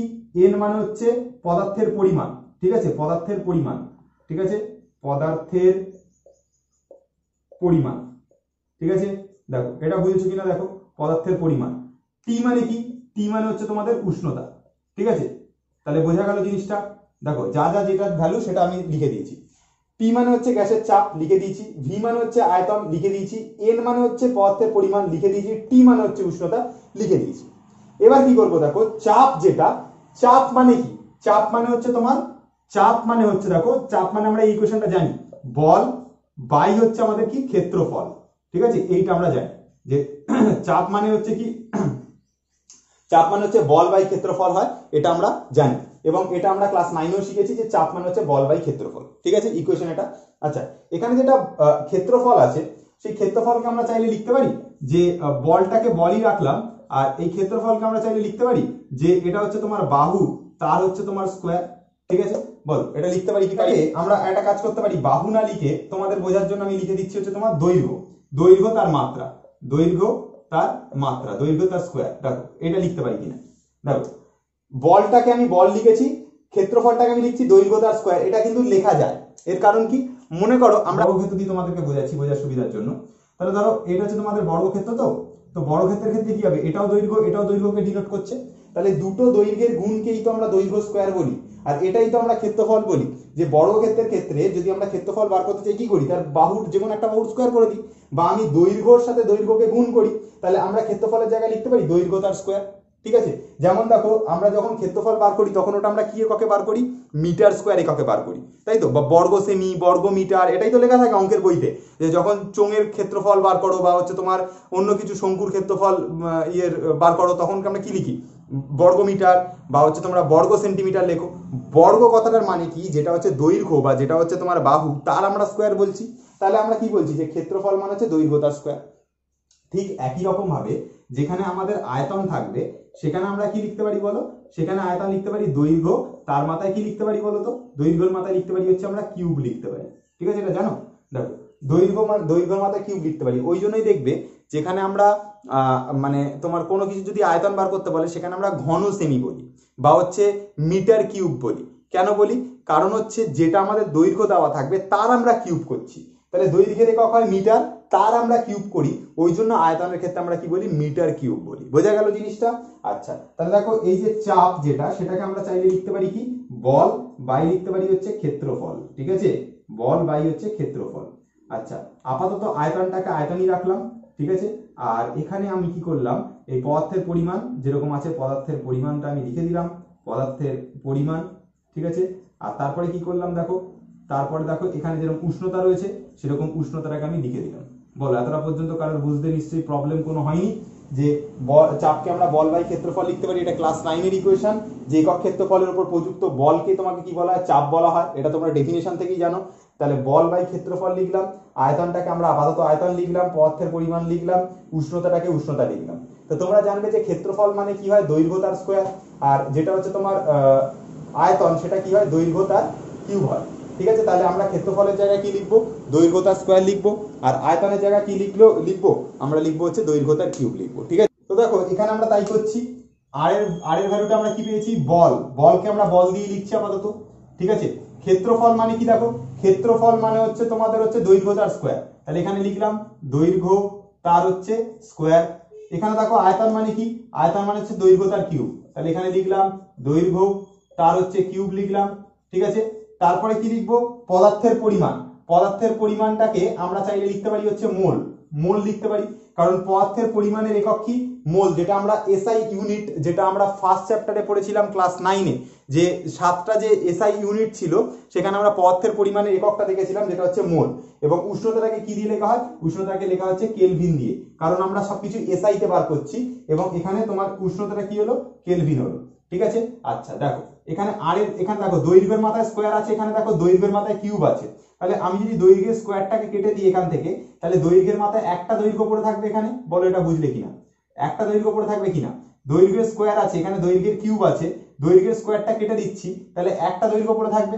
আচ্ছা এবার দেখো আর এর জায়গাতে আর লিখলাম, তাহলে এখানে আমরা দেখো যেটা বল হয় না, যেটা বল হয় সেটাকে আমরা কি বুঝি, সেটা হচ্ছে আমাদের কি হয়, দেখো সেটার ক্ষেত্রে আমরা যেটা বলতে পারি সেটা হচ্ছে mlt তার পাওয়ার হচ্ছে -2। ঠিক আছে, কেন কেন বলতে পারি, দেখো এখানে আমরা যেটা বলছি তার পেছনে প্রত্যেকটা লজিক, প্রত্যেকটা জিনিসের পেছনে একটা করে কারণ আছে। যেমন দেখো এখানে যেটা বল বলছি সেটাকে আমরা দেখো বলকে আমরা f দিয়ে লিখি, এটা ইকুয়াল টু জানি মা, ঠিক আছে, ফোর্স ইকুয়াল টু মা, মা মানে হচ্ছে m মানে হচ্ছে ভর, আর a মানে হচ্ছে অ্যাক্সিলারেশন। তাহলে ভরকে আমরা কি দিয়ে লিখি, দেখো ভরকে আমরা যেটা মাত্রা যখন বার করি তখন বলের মাত্রা বার করবার সময় মাস লিখি, ইনটু তার সাথে অ্যাক্সিলারেশন গুণ করি, অ্যাক্সিলারেশন মানে কি ত্বরণ, তাহলে এখানে কি এটা মানে কি আমরা ত্বরণ বলি। তাহলে দেখো এটা থেকে আমরা এইখানে যে মাত্রাটা বার করতে পারবো সেটা আমি এখানে দেখো বার করে তোমাদেরকে দেখাচ্ছি, টোটালি সব প্রুফ করে দেখাবো। দেখো ভর মানে কি, ভর মানে হচ্ছে তোমার ভরের যে মাত্রাটা সেটাকে আমরা এম দিয়ে লিখি, ক্যাপিটাল হাতের এম দিয়ে লিখি, যেটা অ্যাক্সিলারেশন বা ত্বরণ সেটাকে আমরা কি লিখি, সেটাকে আমরা লিখি হচ্ছে যেটা হচ্ছে বেগের পরিবর্তন বাই হচ্ছে সময়। ঠিক আছে, তো বেগের পরিবর্তন মানে কি, বেগের পরিবর্তন মানে হচ্ছে তোমার যেটা হচ্ছে বেগের যেটা পরিবর্তন তার সাথে আমরা কি লিখি, বেগের পরিবর্তনকে আমরা সময় দিয়ে ভাগ করি, তাই তো, বেগের পরিবর্তনকে আমরা সময় দিয়ে ভাগ করি। ঠিক আছে, বেগের পরিবর্তনকে আমরা সময় দিয়ে ভাগ করি, তাহলে ভালো কথা। দেখো এম এর জায়গাতে এম লিখবো, ঠিক আছে, বেগের পরিবর্তন, আচ্ছা বেগ মানে কি হয়, দূরত্ব হয়, বাই দিয়ে দেখো কি হয়, দূরত্ব বাই দিয়ে হচ্ছে সময় হয়। ঠিক আছে, আচ্ছা তাকে আবার ভাগ করছি কি দিয়ে, তাকে আবার ভাগ করছি হচ্ছে সময় দিয়ে, বুঝলে কিনা বলো, জানি অনেকে হয়তো ভয় পাচ্ছ, কিচ্ছু না, দেখো আমি ডাইরেক্ট এখানে পুট করব, কিন্তু এটা কি করে আসছে সেটা আমি তোমাদেরকে করে দেখাচ্ছি, তার জন্য তোমরা ডাইরেক্ট এখানে পুট করবে, শুধু ভ্যালুটা মুখস্থ রাখলেই হয়ে যাবে। দেখো এখানে ভর যেটা সেটা ভর লিখেছি, ইনটু আছে ইনটু লিখেছি, বেগের পরিবর্তন মানে কি, বেগের পরিবর্তন মানে এই জিনিসটা দূরত্ব বাই সময়, তাকে ভাগ করছি সময় দিয়ে, ওই জন্য তাকে ভাগ করছি হচ্ছে সময় দিয়ে, বুঝলে কিনা বলো, বেগের পরিবর্তন মানে কি দূরত্ব বাই সময়, তাকে আবার আমরা কি ভাগ করছি এই সময়টা দিয়ে, এই সময়টা নিচে। ঠিক আছে, আচ্ছা এবার দেখো এই সময়ের নিচে কিছু নেই মানে 1 আছে, তো ওই পার্টটাকে ধরে যদি আমি উল্টে দিই তাহলে কি থাকছে, দেখো এখানে এফ যেটা হচ্ছে না, এমটা যেরকম আছে এমটা লিখে দিলাম, ইনটু দূরত্ব বাই সময়, অর্থাৎ উপরের পার্টটা স্টিল থাকে, তোমরা জানো অঙ্কের ক্ষেত্রে দেখিয়ে দিয়েছি তোমাদেরকে অনেকবার, দূরত্ব বাই হচ্ছে সময় থাকলো। ঠিক আছে, আচ্ছা আর এই নিচের যে পার্টটা সেটা উল্টে গুণ হবে, অর্থাৎ 1 বাই সময় হবে, এটা নিশ্চয়ই তোমরা বুঝতে পেরেছো। দেখো দূরত্ব বাই সময়টা যেরকম ফিক্স সেরকম রাখলাম, এই সময়ের নিচে 1 আছে এটাকে উল্টে দিলাম, তাহলে 1 বাই সময়, এরকম ভাবে লেখা যায় এফ জিনিসটাকে। আচ্ছা এমটাকে আমরা এম দিয়ে লিখছি, ইনটু দূরত্বটাকে আমরা কি দিয়ে লিখি, দেখো দূরত্ব মানে হচ্ছে লেন্থ, মানে কতটা তুমি গেছো, তাহলে সেটাকে আমরা এল দিয়ে লিখি, সময়কে আমরা কি দিয়ে লিখি, টি দিয়ে লিখি, ইনটু এই সময়কে আমরা কি দিয়ে লিখি, টি দিয়ে লিখি।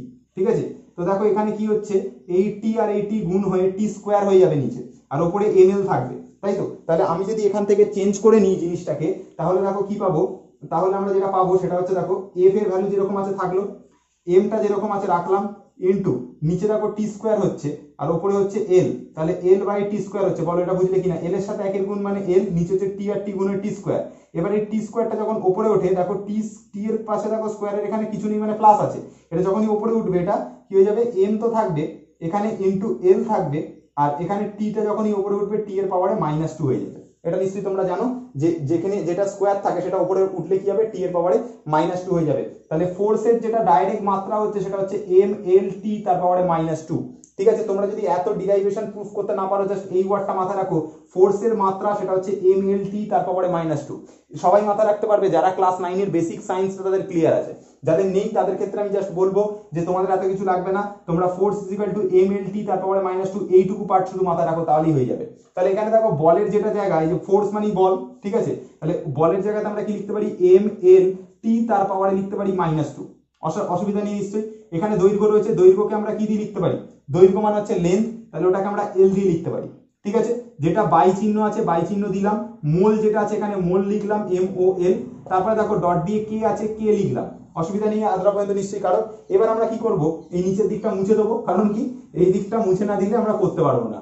আর কিছুই না। এবার দেখো এখানে কি রয়েছে, আর রয়েছে, আর লিখলাম, ঠিক আছে।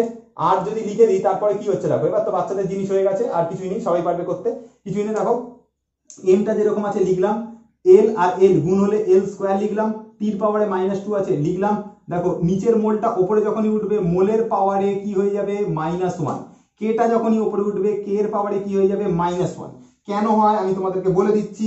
মনে করো দেখো 1/x² রয়েছে, এই এক্স স্কোয়ারটা যখনই ওপরে উঠবে হয়ে যাবে x এর পাওয়ারে -2, তাহলে মোলটা যখনই ওপরে উঠবে হয়ে যাবে মোলের পাওয়ারে -1, এর পাওয়ারে 2 ছিল তাই পাওয়ারে -2। যদি কোনো জায়গায় দেখো 1/x থাকতো, এই xটাকে যদি উপরে তুলতাম তাহলে x এর পাওয়ারে -1। এটা আমরা সূচকে শিখেছি ক্লাস 9-এ। ক্লাস 9 এর উপর বেস করেই জেনারেলি ক্লাস 10 এর যে সায়েন্সটা সেটা দাঁড়িয়ে আছে অনেক জায়গা, সেই জন্য একটু বুঝতে কয়েকটা জায়গায় হয়তো প্রবলেম হতে পারে। তো কিছুই না, এখান থেকে আমি আরেকবার তোমাদেরকে বলে দিচ্ছি। দেখো এই প্রুফটা কিন্তু আমাদের হয়ে গেছে যে ml² (-2) মোল ইনভার্স, ঠিক আছে। দেখো এইখান থেকে দেখো প্রুফটা দেখো আরেকবার আমি তোমাদেরকে বলে দিচ্ছি কি হচ্ছে। দেখো ঘটনাটা বুঝবে, যেটা হচ্ছে তোমার পিভি বাই হচ্ছে এনটি রয়েছে। এখানে পি মানে কি, পি মানে হচ্ছে চাপ, ঠিক আছে। ভি মানে কি, ভি মানে হচ্ছে আয়তন। যেটা হচ্ছে তোমাদের এন, এন মানে কি পদার্থের হচ্ছে মোল সংখ্যা বা পদার্থের পরিমাণ, ঠিক আছে। টি মানে কি, টি মানে হচ্ছে উষ্ণতা, ঠিক আছে। আচ্ছা চাপকে আমরা চাই লিখতে পারি বল বাই ক্ষেত্রফল, আয়তনকে আয়তনই লিখেছি, আর পদার্থের পরিমাণ যেরকম ছিল সেরকম লিখেছি, উষ্ণতা যেরকম ছিল সেরকম লিখেছি। অসুবিধা নিয়ে এতটা পর্যন্ত কারণ। যেটা তোমার বল বাই ক্ষেত্রফল, এই ক্ষেত্রফল কথাটা মানে কি, ক্ষেত্রফল কথাটার মানে হচ্ছে, এই ক্ষেত্রফল কথাটার মানে হচ্ছে নিচের পার্টটা অর্থাৎ দৈর্ঘ্য স্কয়ার। দেখো বলটা উপরে ছিল, বলটা উপরে রয়েছে। ক্ষেত্রফল কথাটার মানে হচ্ছে দৈর্ঘ্য স্কয়ার, তাহলে ক্ষেত্রফলের জায়গাতে আমরা কি লিখতে পারি, দৈর্ঘ্য তার স্কয়ার। আয়তনের জায়গাতে আমরা কি লিখতে পারি, যে আয়তনের জায়গায় দৈর্ঘ্য তার মাথায় কিউব, তাহলে কি লিখতে পারি, আয়তনের জায়গাতে দৈর্ঘ্য তার মাথায় কিউব। নিচে পদার্থের পরিমাণকে আমরা মোল দিয়ে লিখছি, সেটা আমরা সবাই জানি। আচ্ছা উষ্ণতাকে আমরা কে অর্থাৎ কেলভিন দিয়ে লিখছি, আমরা জানি।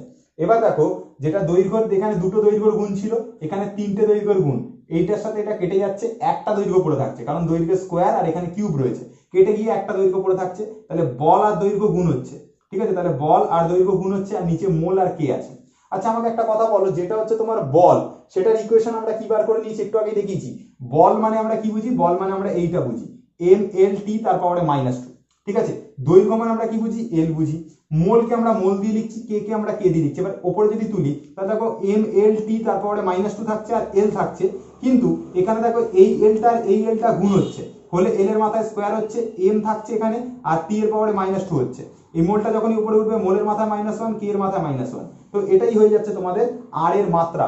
পরীক্ষাতে বহুবার কোশ্চেনটা এসেছে যে আর এর মাত্রীয় বিশ্লেষণ করো বা আর এর মাত্রা নির্ণয় করো। তো আর এর মাত্রা যদি নির্ণয় করতে বলে, এইটা হচ্ছে তোমাদের আর এর মাত্রা নির্ণয় করার পদ্ধতি। আশা করি তোমাদের আর এর মাত্রা নির্ণয় করাটা আমি তোমাদের কাছে ক্লিয়ার করে রাখতে পারলাম, ঠিক আছে। তো এখানে যেটা আরেকটা হয় যে এই ml² (-2) এইটুকু পার্ট হচ্ছে তোমাদের জুলের ইকুয়েশন। জুল জুল জুল মানে কি, শক্তির একক।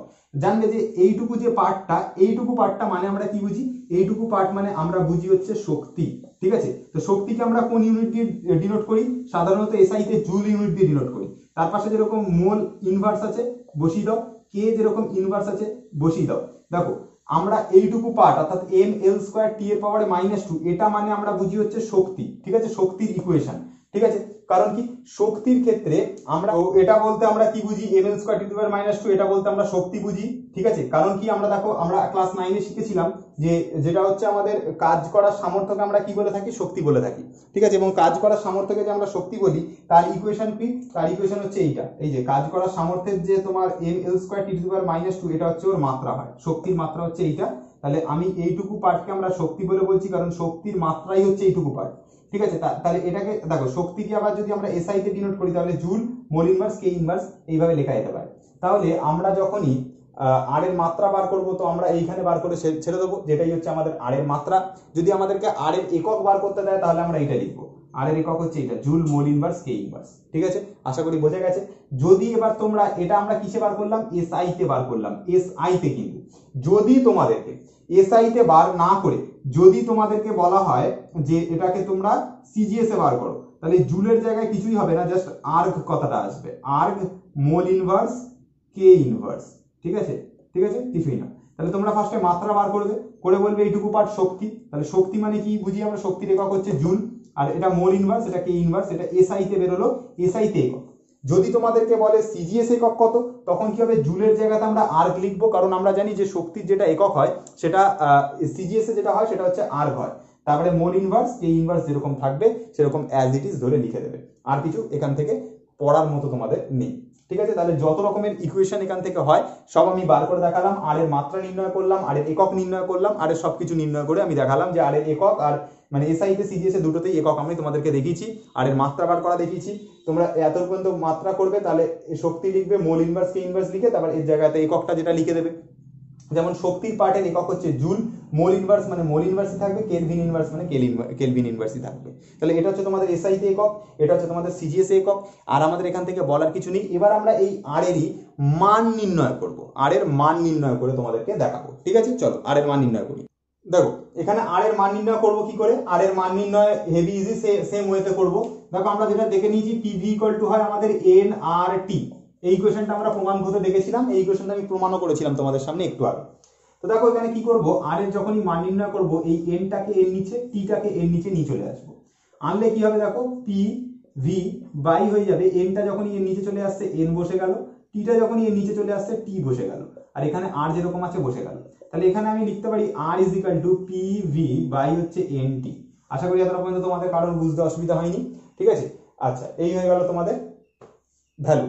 ঠিক আছে, তো আর এর মান নির্ণয় করব। তো আর এর মান নির্ণয় করবার জন্য আমাদেরকে এখানে প্রত্যেকটা জিনিসের প্রমাণ চাপের কত মান, তারপর হচ্ছে প্রমাণ আয়তনের কত মান, সেই জিনিসগুলো আমাদেরকে জানতে হবে। কিচ্ছু না, হেভি ইজি।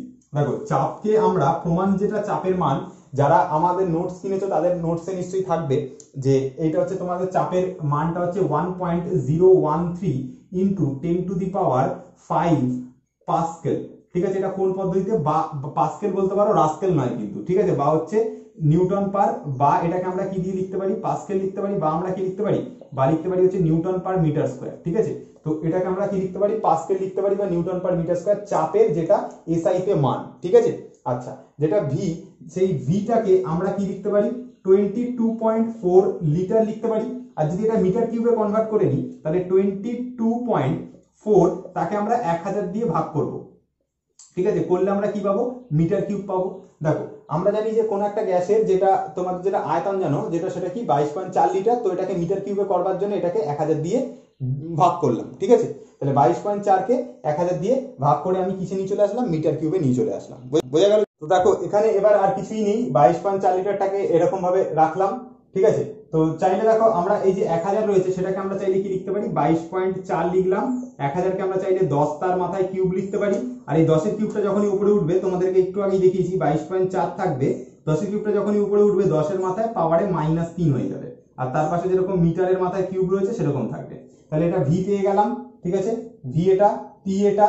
ঠিক আছে, আর এখান থেকে মোল যেটা, এই যে এনটা মোলকে ডিনোট করছে, অর্থাৎ মোলের পরিমাণকে আমরা কি দিয়ে লিখবো, এখানে এনটাকে আমরা 1 মোল বলে নেবো, 1 মোল বলে ধরে নেবো। ঠিক আছে, আর যেটা টেম্পারেচার মানে আমরা জানি যে 273 কেলভিনকে আমরা প্রমাণ উষ্ণতা হিসেবে ধরে আমরা এখানে কাজ করব। তো এবার দেখো যা যা ভ্যালু আছে দেখে দেখে এর মধ্যে বসিয়ে দাও। দেখো এখানে আর আছে যেরকম লিখে দিলাম। এবার দেখো এখানে ভ্যালু বসাবো, কি ভ্যালু বসাবো, দেখো পি এর ভ্যালু আমরা কি, প্রমাণ চাপের মান এটা জানি যে এটা এসআই তে করছি, কিন্তু আমরা আর এর মান নির্ণয় করছি কিসে, এসআই তে করছি, এসআই তে। ঠিক আছে, তো এসআই তে কিছুই নয়, পি এর জায়গাতে কত বসাবো, এইটুকু পার্ট এনে বসাবো। তাহলে 1.013 into 10 to the power 5 newton per metre square, এটা বসালাম। তারপরে দেখো এটা পি এর জায়গাতে বসবে, যে পি এর যেটা ভ্যালু সেটা এনে পি এর জায়গাতে বসালাম। ভি এর ভ্যালু কত, ভি এর ভ্যালু হচ্ছে এইটা, এই যে 22.4 কে সলভ করে এসে আমরা এইটা ভি এর ভ্যালু পেয়েছি, এই যে এইটা। তো এটা এনে বসাই এখানে, ইন্টু 22.4 ইন্টু 10 টু দি পাওয়ার -3 বসালাম পাওয়ারে, আর এটা রয়েছে মিটার তার কিউব, এম তার কিউব বসালাম। আর তাকে ভাগ করবো কি দিয়ে, এন দিয়ে। এন মানে কত, এন মানে 1 মোল, এখানে 1 বসালাম।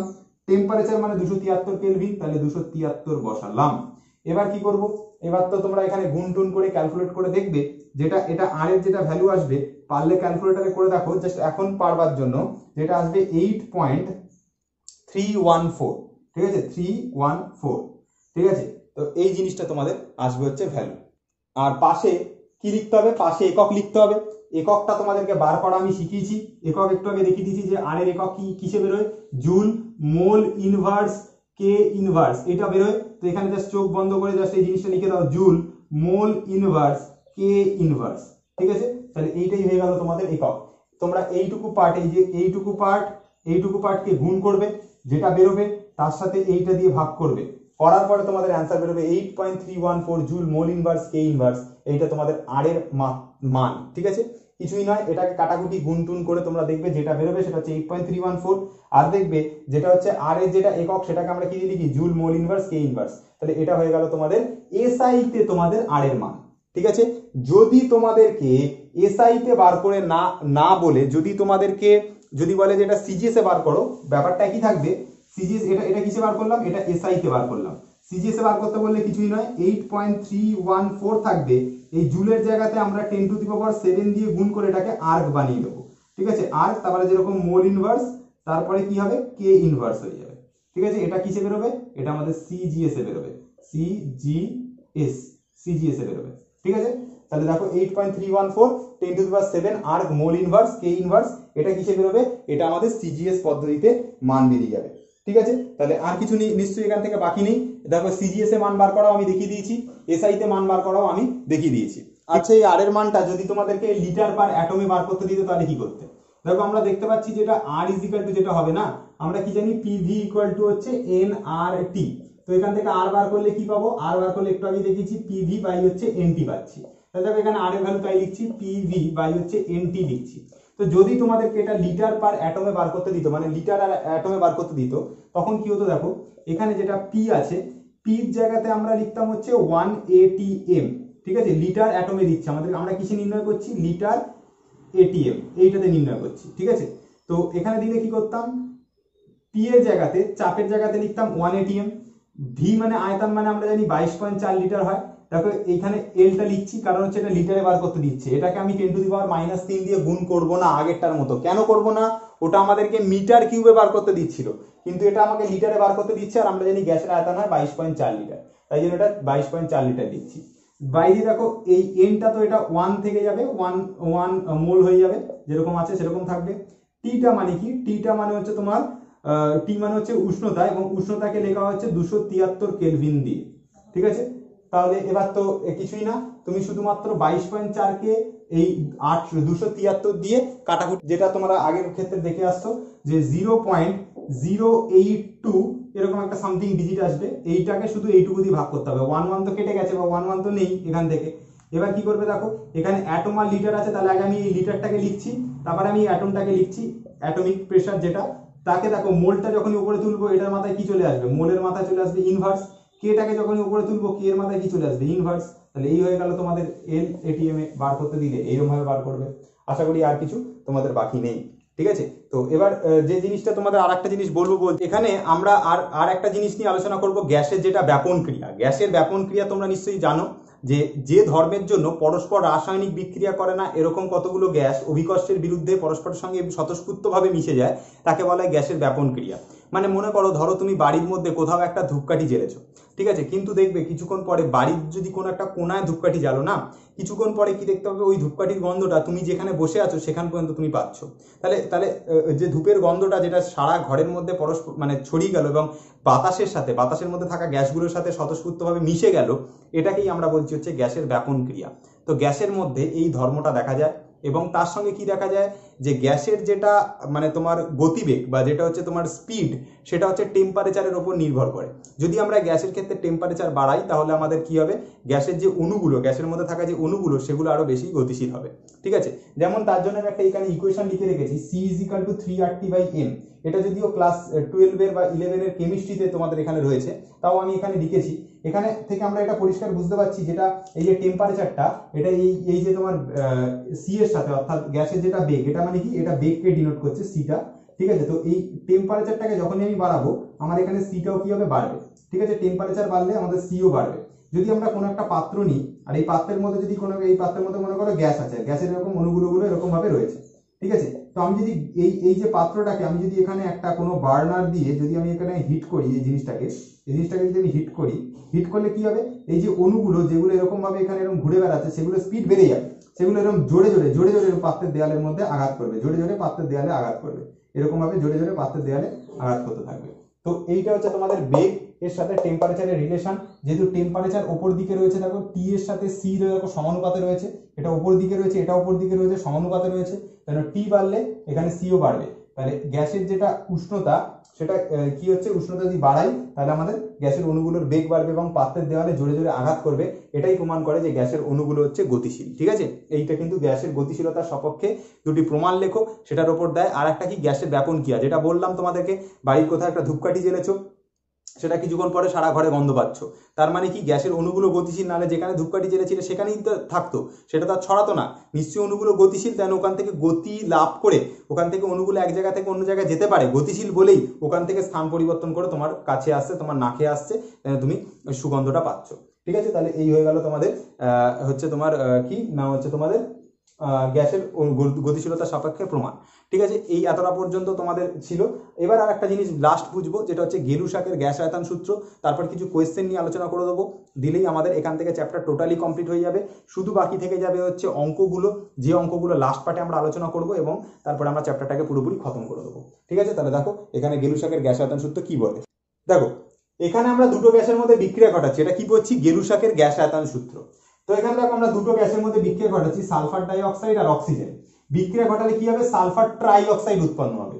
কি হচ্ছে দেখো, এখানে 2 অণু সালফার ডাই অক্সাইড নিয়েছি, এখানে আমরা অক্সিজেন নিয়েছি কিছু, এখানে কিছু লেখা নেই মানে 1 অণু নিয়েছি। তাহলে এই দুটো বিক্রিয়া করে আমরা এখানে 2 অণু সালফার ট্রাই অক্সাইড পাচ্ছি। ব্যালেন্স ঠিক আছে, তোমাদেরকে ব্যালেন্স করা শিখিয়ে দিয়েছি, দেখে নেবে যে এখানে দেখো ফার্স্টে আমরা সালফার ধরে গুণে দেখে নেবো ব্যালেন্স ঠিক আছে কিনা। এখানে 2টো সালফার, এখানে দেখো 2টো সালফার, এখানে অক্সিজেন দেখো 2 দুগুণে 4টে, তারপরে এখানে দেখো অক্সিজেন 2টো। ঠিক আছে, এই যে একের সাথে 2 গুণ হচ্ছে মানে 2, আর এখানে 4 মানে কটা হলো 6টা। তাহলে এখানে 3 আর 2 গুণ হলে 6টা, তাহলে ব্যালেন্স ঠিক আছে। তাহলে সালফার ট্রাই অক্সাইড মানে মনে করো সালফার ডাই অক্সাইড আমি নিচ্ছি 2 অণু, আর অক্সিজেন নিচ্ছি আমি হচ্ছে 1 অণু। দুটো যদি পরস্পরের সাথে বিক্রিয়া করে এখানে তৈরি করে SO3 বা সালফার ট্রাই অক্সাইড। তো ঘটনাটা যেটা বলছে, যদি আমরা দুটো এমন পদার্থ নিই যারা হচ্ছে তোমার বিক্রিয়ক পদার্থ দুটো যদি গ্যাসীয় হয়, দেখো এটার সাথে এটা বিক্রিয়া করছে এবং দুটো পদার্থই গ্যাসীয়, SO2 আর O2 দুটোই হচ্ছে তোমাদের গ্যাসীয় পদার্থ। ঠিক আছে, যদি দুটো পদার্থই তোমার এই যে পদার্থটা আর এই যে পদার্থটা দুটোই যদি তোমাদের গ্যাসীয় হয়, এবং বিক্রিয়ার ফলে যে বিক্রিয়াজাত যে পদার্থটা, বিক্রিয়ায় উৎপন্ন যে পদার্থ অর্থাৎ যেটা বিক্রিয়াজাত পদার্থ, সেটাও যদি তোমাদের গ্যাসীয় হয়, এবং এখানে যে টেম্পারেচার আর চাপটা ছিল আর এখানেও যদি টেম্পারেচার আর চাপটাকে সেম রাখা যায়, তাহলে কি হবে, এরা সরল অনুপাতে থাকবে। এদের যে উৎপন্ন যে গ্যাসের যে পরিমাণটা আর এখানে যেটা যাদের সাথে বিক্রিয়া হচ্ছে তারা সবাই সরল অনুপাতে থাকবে। সরল অনুপাতে মানে কি, এরা ভগ্নাংশ আকারে থাকবে না। মানেটা কি দেখো, এখানে আমি এস নিয়েছি কোন অণু, 2 অণু, তাহলে 2, এটা কত নিয়েছি দেখো, SO2 কত নিয়েছি, SO2 আমি নিয়েছি হচ্ছে 2, অক্সিজেন কত নিয়েছি, অক্সিজেন নিয়েছি হচ্ছে আমি 1, আর SO3 আমি কত পেয়েছি, SO3 দেখো তো কত পেয়েছি, 2 অণু পেয়েছি। তাহলে দেখো এদের যদি আমি অনুপাত করি তাহলে 2:1:2 এই অনুপাতে থাকছে 2:1:2, অর্থাৎ এরা সরল অনুপাতে থাকছে 2:1:2, অর্থাৎ সরল অনুপাতে থাকছে। যদি সরল অনুপাতে না থাকতো তার মানে এরা কি থাকতে পারতো, ভগ্নাংশ আকারে থাকতে পারতো 1/5 1/2, তো ওই অনুপাতে থাকে না। কখন থাকে না, 3টে কন্ডিশন ফলো হলে। কি কন্ডিশন 3টে, প্রথম হচ্ছে যেটা আমি বিক্রিয়া অংশগ্রহণ করাচ্ছি সেই দুটো পদার্থ গ্যাসীয় হতে হবে, 1 নাম্বার। বিক্রিয়াজাত পদার্থ গ্যাসীয় হতে হবে, দেখো এটাও গ্যাস এরা দুজনও গ্যাস। ঠিক আছে, বিক্রিয়া করালাম। আচ্ছা, তারপরে কি হলো, দুটো কন্ডিশন হয়ে গেল। আর 3 নাম্বার কন্ডিশন কি বলছে, এখানে যা চাপ আর উষ্ণতা থাকবে আর এখানে যা চাপ আর উষ্ণতা থাকবে, যদি দু সাইডেই সেম থাকে তাহলে কি হবে, আমরা বিক্রিয়াজাত মানে বিক্রিয়া অংশগ্রহণকারী যে পদার্থগুলো যা যা নিয়েছি এবং বিক্রিয়া উৎপন্ন যেটা হবে, সবাই হচ্ছে এরা সরল অনুপাতে থাকবে, 2:1:2 এই অনুপাতে এরা থাকছে। তাহলে এই হয়ে যাচ্ছে আমাদের টোটাল গেলুসাকের গ্যাস আয়তন সূত্র। এখান থেকে আর কিছু ডিসকাস করবার নেই। গ্যাসের আচরণে যত রকমের যত ডিটেলস থেকে ডিসকাস করা যায় আমি সব ডিটেলসে ডিসকাস করেছি। আগের পার্টগুলো যারা দেখোনি দেখে নিও, ওখানে আমি সবকিছু আলোচনা করে দিয়েছি। এখানে আর কিছু জিনিস নিয়ে আমি একটুখানি কয়েকটা শর্ট কোশ্চেন নিয়ে আলোচনা করে দেবো আমাদের নোটস থেকে। ঠিক আছে, দেখো যারা আমাদের নোটস নিয়েছো ভালো ভালো কোশ্চেন পাবে, মাধ্যমিক আসা কোশ্চেন। যে মনে করো তুমি একটা বেলুন ফোলাচ্ছ, ঠিক আছে, তুমি একটা এখানে তুমি মুখ দিয়ে একটা কোনো বেলুন ফোলাচ্ছ, এটা বেলুন, ঠিক আছে, এখানে এই বেলুন রয়েছে, বেলুনটাকে তুমি ফোলাচ্ছ, গ্যাস ভরছে ভেতরে, ঠিক আছে, মুখ দিয়ে ফোলাচ্ছ মানে, ঠিক আছে। তো কি হবে, যে বেলুনটা যদি ফোলাই তাহলে এটা কি বয়লের সূত্র লঙ্ঘন করবে? উত্তর হচ্ছে হ্যাঁ করবে। কেন করবে? কারণ দেখো গ্যাসের যেটা ভর, যেটা মানে যেহেতু এর মধ্যে গ্যাস প্রবেশ করছে, তাহলে গ্যাসের যেটা ভর সেটা স্থির থাকছে না, আর যে পারিপার্শ্বিক যে উষ্ণতাটা সেটাও স্থির থাকছে না। কিন্তু আমরা যখন বয়লের সূত্রের ক্ষেত্রে মানে পড়েছি, মানে তোমার যখন বয়লের সূত্র পড়িয়েছিলাম সেক্ষেত্রে আমি কি বলেছিলাম, যে গ্যাসের যেটা ভর আর যেটা উষ্ণতা সেটা স্থির থাকবে, তখনই তোমার আয়তন চাপের সাথে ব্যস্তানুপাতে পরিবর্তিত হবে। ঠিক আছে, তাহলে এই হয়ে গেছে তোমাদের ব্যাপার। আরো কয়েকটা কোশ্চেন তোমাদের আমি শর্ট কোশ্চেন ডিসকাস করে দিচ্ছি, যেগুলো আমাদের নোটসের মধ্যে থেকে রয়েছে, ইম্পর্টেন্ট কিছু কোশ্চেন। যেমন তোমাদেরকে দিতে পারে হচ্ছে বাস্তব গ্যাস আর আদর্শ গ্যাসের মধ্যে পার্থক্য লেখো। তোমরা সবাই জানো যে বাস্তব গ্যাস মানে হচ্ছে যেটা চার্লস আর বয়েলের সূত্র মেনে চলে, এই সরি আদর্শ গ্যাস যেটা সেটা চার্লস আর বয়েলের সূত্র মেনে চলে, যেটা বাস্তব গ্যাস সেটা মেনে চলে না। ঠিক আছে, আর কি হতে পারে বলো? আন্তরাণবিক আকর্ষণ বল বেশি হয় বাস্তব গ্যাসের ক্ষেত্রে, এটার ক্ষেত্রে কম হয়। এগুলো কোনো কোশ্চেন নয়। তোমাদের ক্ষেত্রে ভিটি লেখচিত্রটা কোন মানে অক্ষতে মানে ছেদ করবে, এটা মাধ্যমিকে অনেকবার আসে। যেটা চার্লসের সূত্রতে আমাদের ভি ভার্সেস টি কার্ভ দেখিয়েছিলাম, ওটা কত ডিগ্রি টেম্পারেচারে গিয়ে ছেদ করছে, -273°C, ওটা তোমরা জানো। আর কিছু কোশ্চেন বলো এখান থেকে। সেরকম কোশ্চেন আর কি আছে? না, আর কিছু সেরকম কোশ্চেন নেই, সবই তো তোমাদের নোটে যা আছে প্রায় অলমোস্ট সবই ডিসকাস করে দিয়েছি। হ্যাঁ, আমাদের নোটটা আমরা বানিয়েছি, কিন্তু নোটের থেকেও মনে হয় বেশি জিনিস আমি তোমাদেরকে ডিসকাস করে দিয়েছি ফ্রিতে, তাও আবার। ঠিক আছে, এখান থেকে আর কিছু নেই, সেরকম কোশ্চেন আর কিছু নেই। শর্ট কোশ্চেন কয়েকটা আছে, বই থেকে কিছু এমসিকিউ প্র্যাকটিস করবে। ঠিক আছে, কোনো সহায়িকা বই হলে মানে করবে। আমি মানে সেরকম কোনো পার্টিকুলার কোনো অর্গানাইজেশনের বা কোনো একটা পার্টিকুলার সহায়িকার বইয়ের নাম নেব না। ঠিক আছে, কোনো আমার মানে আমি কোনো দরকারই নেই, কিন্তু আমি তোমাদেরকে বলছি যে যে কোনো একটা সহায়িকা বই হোক বা টেস্ট পেপারে থাকা যে শর্ট কোশ্চেনগুলো, ওগুলো প্র্যাকটিস করবে। তোমরা মাধ্যমিকে হুবহু কমন পাবে। আর এখানে যা যা কনসেপ্ট বুঝিয়েছি, এই যে তোমার বয়েলের সূত্র কি, চার্লসের সূত্র কি, দেখো আমি কিন্তু কোনো জিনিস মুখস্থ করাইনি, টোটালটা কনসেপ্ট দিয়ে ক্লিয়ার করেছি। বয়েলের সূত্র, চার্লসের সূত্র, অ্যাভোগাড্রোর সূত্র, তাদের কম্বিনেশন ল। ঠিক আছে, মানে বয়েল আর চার্লসের সমন্বয় সূত্র, বয়েল, চার্লস আর অ্যাভোগাড্রোর সমন্বয় সূত্র। তারপরে দেখো পিভি ইকুয়াল টু এনআরটি সমীকরণ, পিভি ইকুয়াল টু কেটি, আর এর মান নির্ণয়, আর এর মাত্রা নির্ণয়, আর এর তোমার মানে যা যা আছে, ঠিক আছে, আর এর একক নির্ণয়, সব কিছুই করিয়ে দিয়েছি। গেলুসাকের গ্যাস আয়তন সূত্র। ঠিক আছে, তারপরে এখানে দেখো, এখানে যা যা আছে মানে তোমার ব্যাপন ক্রিয়া কি, তোমার গ্যাসের উষ্ণতার সাথে তোমার তোমার গ্যাসের গতিবেগের, অণুগুলোর গতিবেগের কি কি সম্পর্ক। এখান থেকে এমন কোনো জিনিস নেই যেটা গ্যাসের চ্যাপ্টার থেকে আমি বাকি রেখেছি। এমনকি আগের ভিডিওগুলো যদি তুমি দেখো, ওখানে মারাত্মক টাফ টাফ অঙ্ক সলভ করিয়েছি। এবং এর পরের যে পার্টটা আসছে ওখানে ধামাকা দেখিয়ে দেবো। ঠিক আছে, যে কটা অঙ্ক দেখাবো সব কটা তোমাদের ইম্পর্টেন্ট অঙ্ক এবং খুব ভালো ভালো অঙ্ক নিয়ে তোমাদেরকে ডিসকাস করে আমি দেখিয়ে দেবো। ঠিক আছে, কোনো চাপ নেওয়ার দরকার নেই। গ্যাসের আচরণ টোটালি কমপ্লিট। 3টে ভিডিওতে যা যা এখনো পর্যন্ত হয়েছে খুব ভালো করে বাড়িতে খাতায় লিখে লিখে প্র্যাকটিস করো। ভিডিওগুলো দেখার সময় হাতের সামনে খাতা পেন রেখে বা কপি রেখে নোটস বানাও, নোটসগুলো বানিয়ে বানিয়ে কপি করো। ঠিক আছে, এবং সেগুলোকে বারবার পড়ো।